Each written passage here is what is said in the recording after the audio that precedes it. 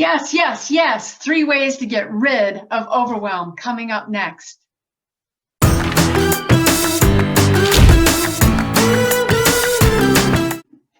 Hi, this is Ana-Christina sharing tools of hope with the Resilience Builders.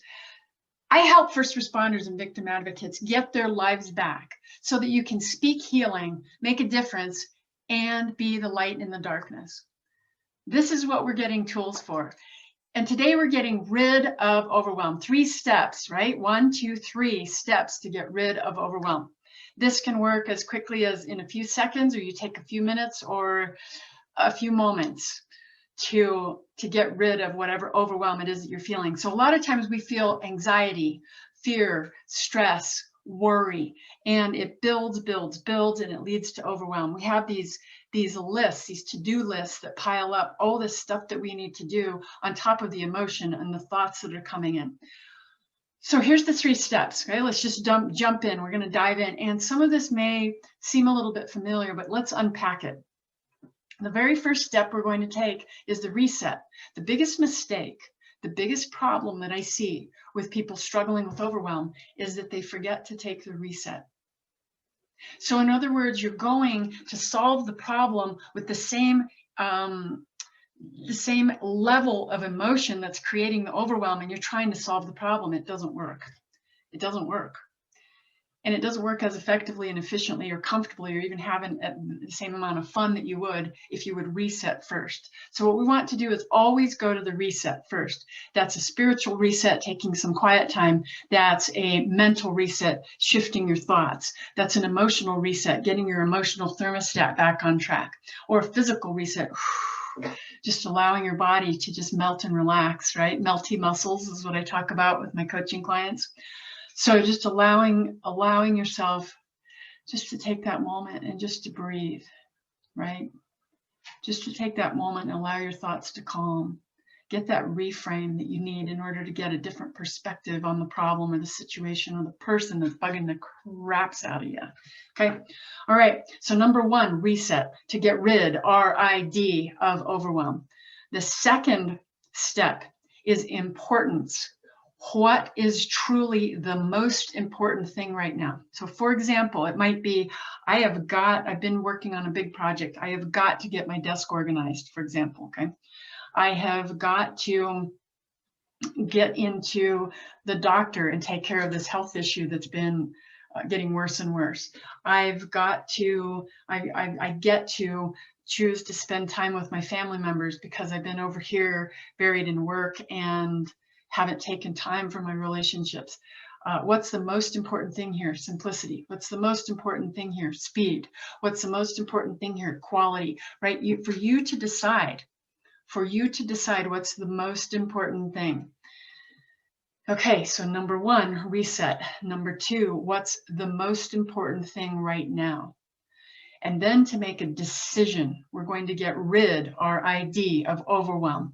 Reset, importance, and decision. So now that you've taken the reset, taken a little bit of time and space to reset, taken a little bit of time and space to intentionally decide what's the most important thing. Now we're going to make the decision. And it might be really simple. It's like, you know what? I'm going to turn on the music for 10 minutes and I'm going to clear my desk. Or I'm going to set an appointment to take time with my sons. Or I'm going to reach out to that person. The decision I'm going to make is I've been carrying some burden for being snarky to somebody yesterday or last week.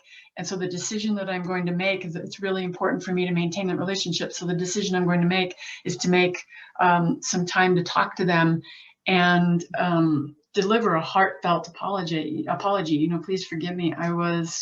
I didn't act the way that I want to act with you. And I really treasure this relationship. Okay. Whatever it is, because we start to feel like we have so much piling up.